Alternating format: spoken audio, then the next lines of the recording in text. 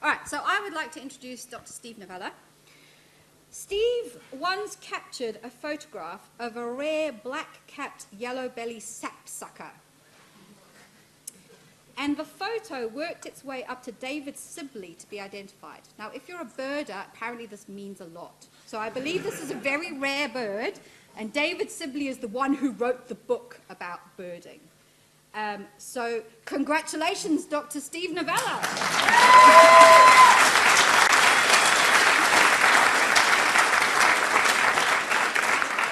I also asked Steve if reincarnation was a thing, which obviously in this audience we know it's not. If it was a thing, what or who would he like to be reincarnated as? And as a birder, he was like, it'd have to be a raptor. I'm thinking a falcon because that's the fastest thing on the planet. Now, I think I might have to disagree with you about them being the fastest, because isn't there a thing about per stride and it's like some mite or something? But we'll go with falcon. So may I welcome the falcon, Steve Novella.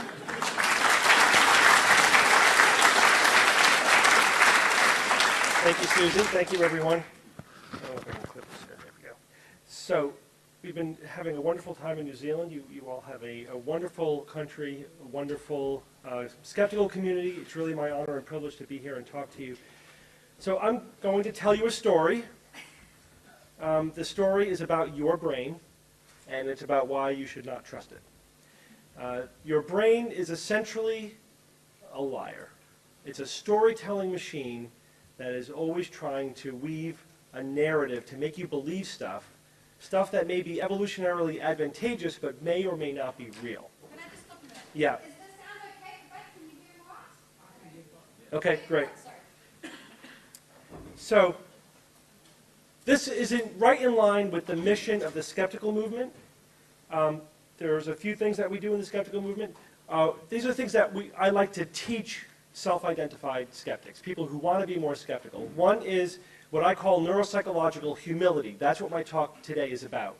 It's about why you should be humble about what you think you know, because of all the myriad reasons that your brain can deceive you.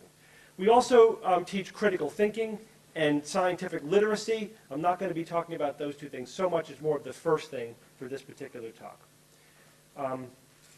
And just to orient you a little bit, here are some phrases that if you ever hear yourself saying any of these things, stop. Just take a moment and think, do I really want to say this? One is, I know what I saw. No, you don't. You don't know what you saw. You have a reconstructed memory of a constructed perception that is so filtered and biased that at this point all you have is a story that you tell yourself. You don't know what you saw. I clearly remember. No, you don't. Again, you have a reconstructed memory that is really all about storytelling. Why would they lie? I hear that so many times. This person says they saw a ghost. Why would they lie? Lots of problems with that. This is more from the true believer end, not so much from skeptics. I don't think people lie. I think they just deceive themselves. They're just not familiar with the talk that I'm about to give. Okay. The overall lesson, this is the thing I want you to walk away from my talk with today. The overall lesson, by the way, Susie, what time do you want me to stop so I can... I'm going to give you 35 minutes. So... Okay, 10:15. Yeah. Okay. Is that your brain basically constructs a model of reality. It constructs it. It doesn't see it. It doesn't record it. It constructs it. It's an active process. And your brain is always in the loop. It's always, again, filtering and biasing what you perceive as your stream of consciousness, what you perceive as reality, your internal model of reality. It's completely constructed. It starts with perception, involves memory. You construct your own sense of self. That's probably the thing that you most take for granted, the idea that you exist, that you're separate from the universe. You're not the same thing, that you end at your fingertips and then the universe begins. Infants don't know that. That's something that your brain has to learn how to do. And until they get to an age of neurological maturity where they can separate that, they actually don't separate themselves from the universe. And I could give you a drug that would inhibit your brain's ability to distinguish self from universe, and then you feel one with the universe. People in this room may have had that experience. I don't know. We construct our model of external reality. It really exists. I'm not saying that reality doesn't exist, that we're living in the illusion or whatever. It really exists, but you don't have direct access to it. I like to say, we don't have access to the teacher's edition of the universe. We don't get to look at the answers in the back of the book. All we know is what we can infer from a very imperfect modeling of reality. Our stream of consciousness also is constructed, and we have abstract concepts. That's, I think, nothing totally separates us from the animal kingdom, because every time we say this is the only thing that the humans do, no other animals do, we figure, oh yeah, chimps are doing it. But we do have the ability to make abstractions about the world, but that also is a constructed, biased process. Okay, we're going to start with a funny tale. Anybody know what animal this is? Yes, a red panda. In 1978, the Rotterdam Zoo in Holland had a red panda in their zoo, and it escaped. And so they announced it through the media, hey, our red panda has escaped from the zoo. And over the next 2 days, there were hundreds of sightings of the red panda in all different parts of the city in Rotterdam. They eventually found the panda, unfortunately dead, on the train tracks right next to the zoo. And it had clearly died immediately after escaping, because you could time its death to the moment of escape. So it never was out in the city. So what were those hundreds of people who reported seeing a red panda? What were they seeing? Were they all lying? No, of course not. They all thought that they were seeing a red panda. They were imposing the pattern they were looking for onto whatever vague stimuli was out there. And who knows what they saw? A cat, a raccoon, a dog, a shadow, nothing, whatever. The pattern they were looking for that day was the red panda, so that's what they saw. Okay, a little bit about perception.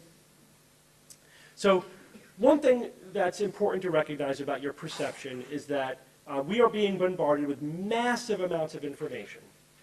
And our brains filter it. They choose a very tiny slice of all the possible information that is getting into our brain. And that process of filtering, of course, it's cherry picking. It introduces a significant bias.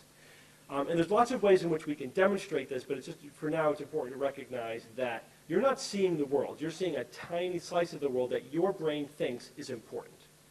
And our brain has lots of assumptions, lots of what we call heuristics. It processes the information in a way. Obviously, we evolved so that it's adaptive. We see what we need to see to survive, but we don't really see everything that's out there. One quick example. Hold your thumb up in front of your face like this. Look at your thumb. You're legally blind everywhere outside of your thumbnail. Everything else is a blur. But you don't perceive the blur because your brain is constructing this illusion that you're seeing a continuous image that's clear. But really, just focus on one thing, and then without moving your eyes, try to see what's going on over here. You can't. It's a blur. It's nothing. You're constantly looking around, and your brain is taking in information and weaving together this illusion that you're seeing this one continuous picture that's in focus. It's totally constructed. Change blindness is an example of this. So there's lots of examples. I never show videos on lectures because it's just you're inviting disaster. But you can go online, go on YouTube, look at Richard Wiseman's color changing card trick, for example. The change blindness is a good example of how we are filtering what we are perceiving. So for example, if you are looking at a scene and then something changes in that scene, that's what change blindness is. You may not be aware of the change that was made. In fact, we're remarkably unaware, unless it happens right in front of us. Our brain is hardwired to pick up things that are moving through our visual field or that are changing before our eyes. And so then we tend to immediately, so if a ball is coming at you, that's something your brain is very good at picking up. But if I look away and then look back, so the details of the picture could be completely different. My favorite psychological experiment where they test this is they have somebody at a counter like this, like say you're checking in at a hotel, and there's a person behind the counter, and they go, yeah, let me get that form for you. They bend down, and then they stand, and a different person stands up, a completely different person. And 40% of people do not notice that they are talking to a different person than the person they were talking to a moment ago. Now, that's taking all comers. You can manipulate it to make it more or less likely for people to notice. So that people notice two things. They notice if there's a change in gender, and they notice if there's a significant change in age. So what that really means is that when you see somebody you don't know, you see the person behind the counter. They're an anonymous person. You don't really see them as an individual person. You see them as a young guy, an old guy, a young woman, or an old woman. That's basically what your brain perceives. And if an old guy is changed with another old guy, you don't see the difference. Because that's all the detail you were paying attention to. Most of the time, you don't notice the change. I mean, it's that dramatic. Related to that is attentional blindness, sometimes called inattentional blindness. This is the gorilla with the basketball. You guys probably have all, I don't need to play this one, you guys have all seen this.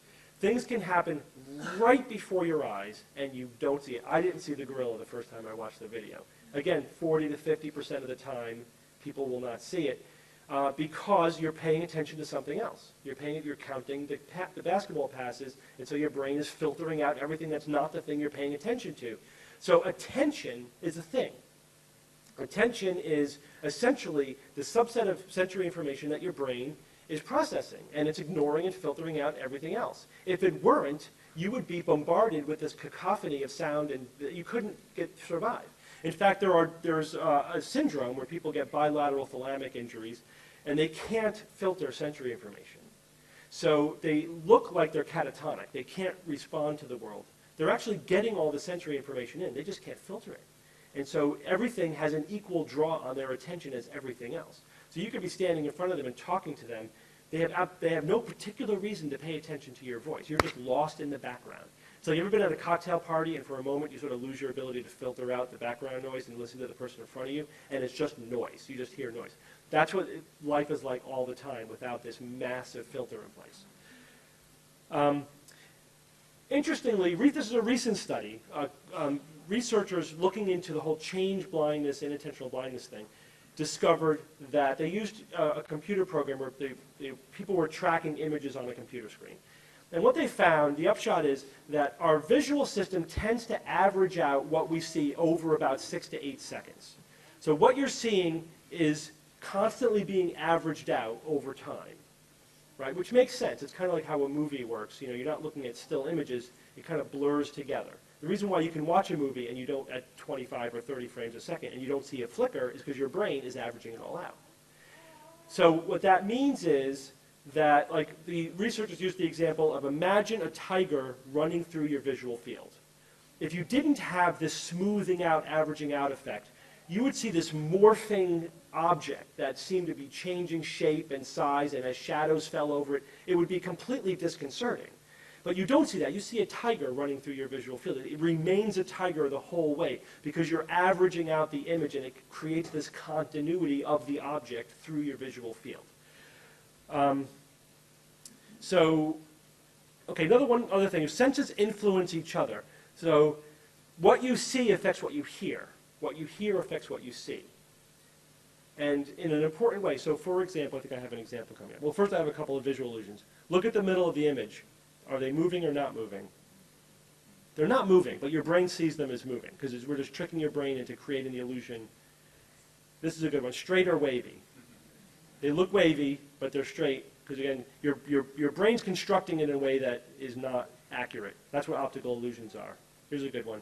So this was given to, I can't remember the exact number, 100 radiologists and said, find the pathology on this slide. Most of the radiologists could not find any pathology on this slide. So I can understand by the tittering that some of you have. So in the upper right-hand corner, there's the gorilla, right? But if radiologists had a harder time seeing it than all of you did because they know what they're looking for. They're already filtering out noise, and they're looking for pathology. They're looking for stuff they recognize. They weren't looking for a gorilla, so they didn't see it. It wasn't there. Okay. Here are 3 examples of senses affecting each other. The McGurk effect means that when we are looking at people speak, we are reading their lips. And again, you can plug in McGurk effect into YouTube, and you'll see a really great video where with an ambiguous auditory stimuli, your brain will hear different sounds based upon what the video of the lips moving are. Just Google it. this is my favorite one, wine tasting, 2001. So the researchers gave wine experts red wine and asked them to describe it. And they described it in terms that is typical, that wine professionals would typically use to describe a red wine, whatever that is. It's got earthy tones, they use that kind of description. It turns out it was white wine that they put red food coloring in. But it had a red color, and so their brain perceived that it was a red wine. Wine experts couldn't even tell red from white. That's a different story. All right, gender perception. Again, somebody who, the usual visual cues for gender are ambiguous. If they have a high-pitched voice, you will see them as female. If they have a low-pitched voice, you will see them as male. What you hear affects what you see. And what you see affects what you hear. Okay, the story is identical for memory. It's constructed and reconstructed. You actually don't remember things. You reconstruct your memory. Every time you remember something, you're reconstructing the memory. And you're not reconstructing it for accuracy. You're reconstructing it for thematic consistency. What that means is your brain is telling you a story, and the story is everything. The story has priority. And your brain will alter details, it will make up details, it'll do whatever's necessary in order for the memory to make sense according to your current model of reality. Your brain updates memories with new information. So if you learn something new about a past event, your brain will update your memory to be consistent with the new thing that you heard. Right? So, because again, consistency, it's like the continuity field. That's a visual continuity field. Your memories have a memory continuity field where it wants everything to be consistent and thematically consistent, and the details are malleable. They're infinitely malleable to the point where you can completely make them up. So your brain will fuse two memories together. They will confabulate. That means making up stuff. You're suggestible. It's very easy. If people were at the show last night, I implanted a false memory in the audience very, very easily, just with a little bit of suggestibility. And again, we have two types of memory. We have more than that, but you can divide it. We have thematic memory and detailed memory. Thematic memory is, there's a monster over there, don't go there, it'll eat you. Right? We're good at remembering that. Remembering the details are not so good. We actually also have a separate memory for whether or not something is true. We call it truth status. And we have a separate memory for source. So has anyone ever done this too? They go, oh yeah, I heard somewhere that X, right? I heard somewhere. They don't remember where they heard it because we have a harder time remembering where we heard something than the thing itself. And also, people have a harder time remembering whether or not something is true or not. Right? So they, oh yeah, I heard something about autism and mercury, autism and vaccines. I don't remember what it was. I don't remember where I heard it or whether it's true or not. I just remember there's some correlation there. So whatever, our brain is biased towards remembering the thing, the association, but not remembering whether it's true or where we heard it, which is not a very scientific approach, but that's it. All right, confidence and accuracy. How confident you are in the accuracy of a memory says absolutely nothing about its actual accuracy. That's why I said I clearly remember. You really don't. And this has been shown over and over again. People tend to judge the accuracy of their memory by how vivid it is and how many details they can remember. But that has no relationship to how accurate it is. What I'd like to tell people is think of your most cherished childhood memory. It's probably wrong. And nobody likes to think that. And so Bob's in the audience, like, now we have, whenever we reminisce about anything, we always preface it like, I could be wrong. I have this memory, I have a memory of this happening, not this happened or whatever. It's just because we know we can't be sure of anything we think we remember. A good historical example of that, so a woman by the name of Jean Hill was right next to JFK when he was shot. And this then became her life's work. She has a calling card that says the person closest to the headshot. That's her claim to fame. Anyway, at the time, and we have this on camera, she was interviewed on TV right after the assassination of JFK, and she said, "I saw nothing." That was her testimony at the time that JFK was assassinated. And then she was interviewed on TV over the years. And you can see her testimony morph. It's documented. You can see it morph to, I saw nothing. Maybe I saw somebody. yeah, I saw a guy, yeah, there was a guy in the grassy knoll, yeah, I saw a guy in the grassy knoll shooting at the president. Then it evolved all the way to I chased after the guy in the grassy knoll. From I remember nothing to I was chasing a guy with a gun in the grassy knoll over 20, 30 years. And she genuinely remembers it. That's just, she told this story. The story was what was important. She remembered the theme of her story was something interesting happened. And the details filled themselves in over time. And her memory, she now remembers what she says. I don't think she's lying. I think she genuinely has that memory.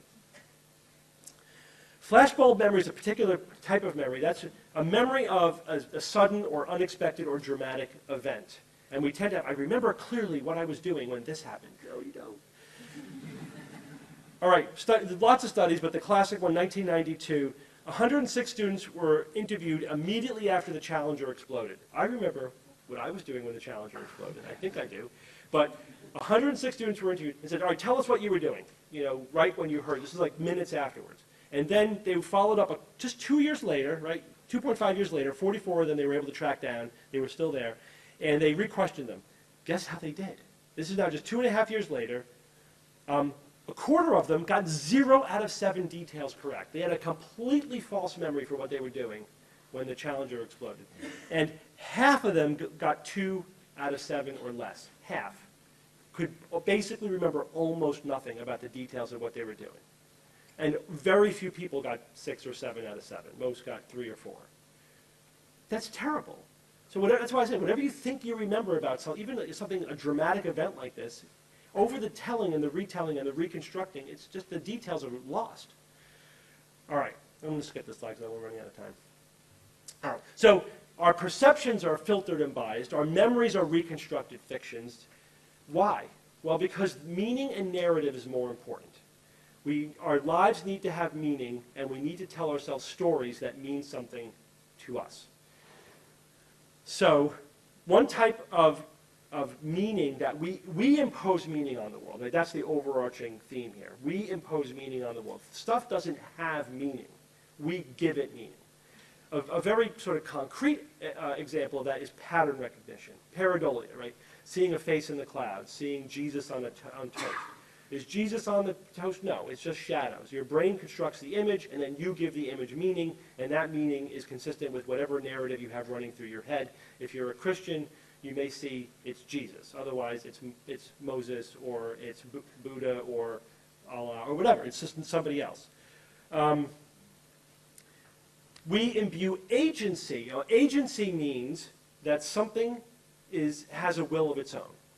I find this really fascinating. So psychologists talk about what we call a theory of mind. And again, this is something that clicks into place as we mature. So infants don't have this, and then as we get older, at some point in time, the hardwiring for the theory of mind clicks into place. And that gives us the ability to think about what other people are thinking and feeling, which is really important. If you're living in a society, the ability to think about, what's this guy up to? What's he thinking, what's he feeling, is really important for a social species. So we have that hardwiring in our head, our theory of mind. We can imbue, but the thing is, like patterns, like type of pattern recognition, we imbue things that don't have agency as if they do have agency. What's really interesting to me is that the rules that our brain uses for deciding what has agency and what doesn't have agency. It's not what you would think. Our brains don't assume that things that are alive have agency. You don't have to be alive for our brain to assume that you have agency. All you really need to do is move in a non-inertial way. In other words, move in a way that can't be accounted for by gravity alone, which means that you're probably moving under some kind of a self-power. And our brain, if that's moving in a way that's not like gravity, that's a thing. That has agency. That's why cartoons work, right? We imbue agency onto a two-dimensional, poorly drawn cartoon. In fact, researchers tried to ask the question, how far can we push this? And they created a video of a triangle, a square, and a circle moving around on a two-dimensional screen. And then they asked people to say, what's happening? And people had no problem imbuing feelings and motivations onto a triangle. All it had to do was move, and move in a way that didn't look like it was moving passively. So when you think about it, that makes sense. If the bushes are rustling, obviously, the primates who thought, oh, it's just the wind, I have nothing to worry about here, they got eaten, and we didn't descend from them. We descended from the people like, oh, that's a tiger who's going to eat me. I'm going to assume there's a pattern, there's an agency there, and then I'm going to act accordingly. That's who we evolved from. So we have what's called hyperactive agency detection. We detect agency even where it doesn't exist. We have a host of cognitive biases. All of our cognitive biases, or a lot of them, they conspire to tell a narrative that is pleasing to us, to our own ego, not surprisingly. We have lots of emotional needs that also bias how we think about things. So we like the world to have meaning. We don't like to think that things are pointless. We are our own best attorney, right? We're very good at defending our own actions. We have a need for self-esteem. We have a need for control. That's where superstitions come from. We need the illusion of control, that we're not just buffeting around in the chaos of reality, that we have some way of controlling our destiny. And so we will think of things in a way that give us the illusion of control. And we avoid cognitive dissonance. Cognitive dissonance is essentially holding two conflicting ideas at the same time. So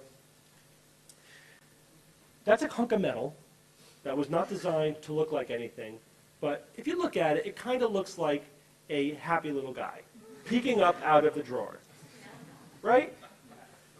All it takes is 2 dots in a line, and you will see a face. And not only, so we see a face, our brain goes, okay, there's a pattern there. Brains love the face as a pattern. And then it goes to a part of the brain that assigns meaning to it. And then it goes to a part of the brain that assigns emotion to it. And we don't really have an emotional attachment to that, but it's adorable. Is it happy or sad? You can answer that question. It's a hunk of metal, but your brain can assign an emotion to it.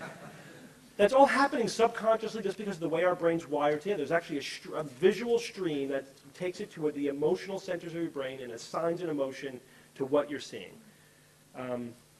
Okay, cognitive dissonance, 2 conflicting ideas at the same time. Your brain doesn't like that. It makes you feel uncomfortable. In fact, it gives you a sensation that is analogous to pain, to physical pain. So what do you do when you hold 2 conflicting ideas at the same time? Well, if you're a skeptic, you look at the evidence, you examine the logic, and you resolve any conflict. What most people do, though, what our instinct, what we evolved to do, is to rationalize. We find the shortest path of rationalizing away the difference. And then when we do that, our brains give us a shot of dopamine in our reward center, and we feel good. I resolved my cognitive dissonance, just like any drug, it's in a way.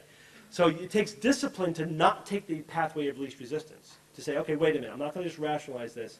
I have to actually change what I think. And we really don't like doing that. That's the hard path. But that's what skepticism is about, right? It's taking the cognitive hard path. I'm going to give you a whirlwind tour of some cognitive biases. We all know confirmation bias, right? But really, it's worth spending the time to wrapping your head around this. There is a tremendous amount of information out there in the world. And we are seeing, remembering, accepting a tiny slice of it. And what that means is you can confirm any belief you want without limit. You think, why do people believe completely absurd things? Because they are not aware of how powerful confirmation bias is, and they think that their belief has been confirmed by their experience, because they're not aware that their experience has been systematically sifting massive amounts of data and only looking for the data and accepting the data that confirms what they want to believe. If you're not constantly metacognitive in the loop, being aware of confirmation bias, it will overwhelm you. It will overwhelm you. And you will think that the evidence supports your belief, when in fact it doesn't. Heuristics are rules of thumb. These are cognitive shortcuts. We use them all the time. They're good enough most of the time, right? So our brains evolve some quick, down and dirty ways of coming to a conclusion that most of the time is good enough for us to survive, right? That's like evolution in a nutshell. Good enough most of the time to survive. But it's not strictly logically true. And so we fall into a lot of mental traps because our heuristics take us to places that are not strictly true. Congruence bias is one example of a heuristic.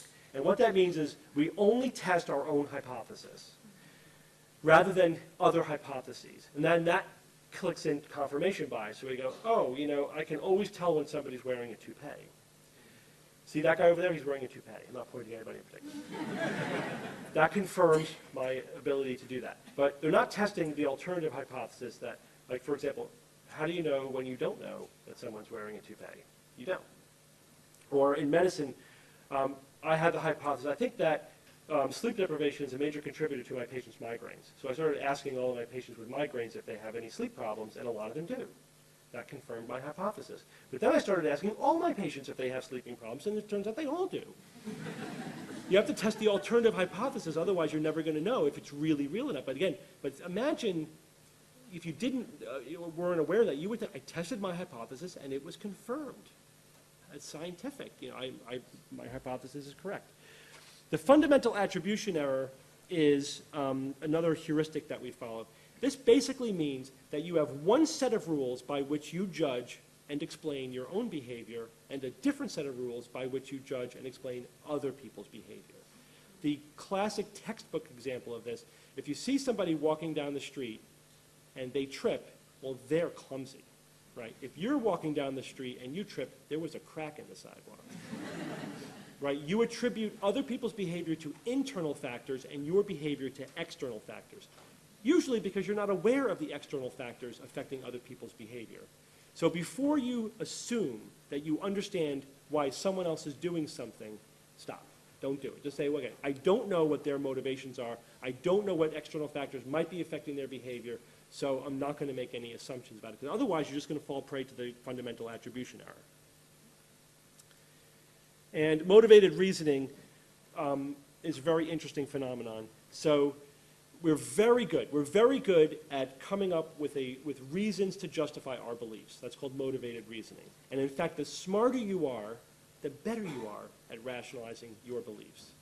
And that's why, paradoxically, sometimes smart people tend to hold on tighter to irrational beliefs, because they're really good at justifying them. We're very good at it. That's something that our brains do extremely well, because it's resolving cognitive dissonance. And we're really good at that. We're very motivated to do it as well. And in fact, there was several studies now which show that if you give people factual information that disconfirms their belief gets stronger. It has the opposite effect. Not all the time, but a lot of the time. Because you're engaging their motivated reasoning. You're engaging their confirmation bias. You're forcing them to think of reasons to justify their belief against the evidence, and that just reinforces it, entrenches the belief. Aren't we weird? That's just, why is that? It just blows me away. We also have this innate desire, or not desire, we have this innate, but the way we see the world, we imbue it with a supernatural essence. We have this just hardwired notion that things have an essence. And I think that's part of how our brains came to wrangle with the idea of why some things are alive and other things are not alive. What's the difference between you and a rock? Well, you must have something. And it's really cool. You could read Bruce Hood's book on supersense. I recommend it. He goes through a lot of the psychological experiments with kids, like 2, 3, 4 years old. You certainly see at what age, how their brains work. And it's really fascinating because all their modules haven't clicked in yet, so you could see how other modules are functioning. And so, for example, kids will imbue essence on certain things but not others. And then they behave completely different. If they have a favorite toy, they will not let you replace it with an exact duplicate because it doesn't have the same essence as their toy. Whereas if it's just a regular toy, it's not their favorite, they haven't imbued it with essence, they don't care. Anything is equivalent. All right, I have to skip over this. We also evolved to get along in communities. And sometimes that involves surrendering our will to the group or surrendering our will to a charismatic leader. And now with fMRI studies, we can see what's happening in the brain. And just very quickly, what's happening in the brain is you're actually turning off your critical thinking. The part of your brain that does reality testing and critical thinking actually starts to function less when you're listening to a charismatic leader who believes what you believe, but not a charismatic leader who believes something different. So we're hardwired to surrender our will. In the last minute I have remaining, I'm going to give you a quick tour of just weird crap that our brains do. That is just a window into how constructed our reality is. Has anyone had hypnagogia? So that's a waking dream. I get them all the time, actually. So this is a fusion between your dream and wakeful state where you feel as if there's a presence in the room, often associated with terror, And this is, if you read people who have accounts of being abducted by aliens, around 70% of them are having classic hypnagogia episodes. The next few slides are about what happens when people have strokes in different parts of the brain, and then we could see how their construction breaks down. So if you have one hemisphere of your brain that is not functioning, you will only perceive half of the world. However, it's not that you're not only just seeing half the world, you can only think about half of the world. You can't even think, so you don't know that the other half is missing.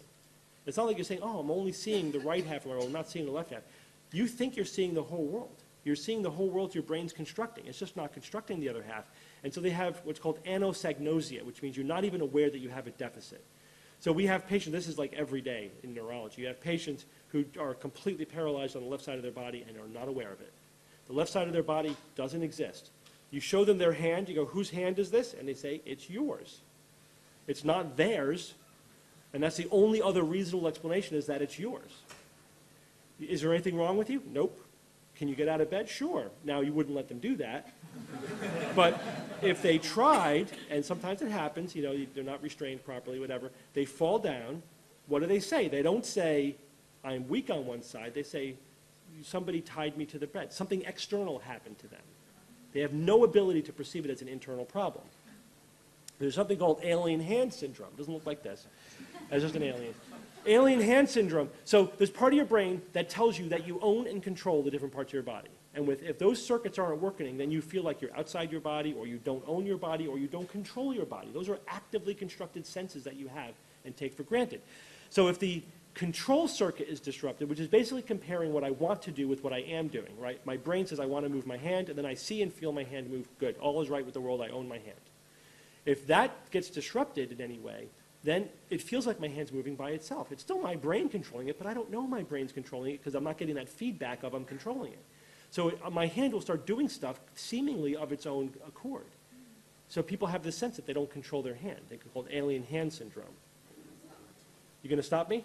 All right, let me go to the last slide. Last slide.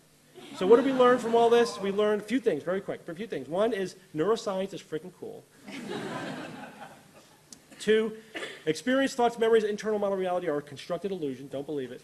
There is hope, though, because you can compensate for all of the problems with your brain with science and skepticism. Thank you.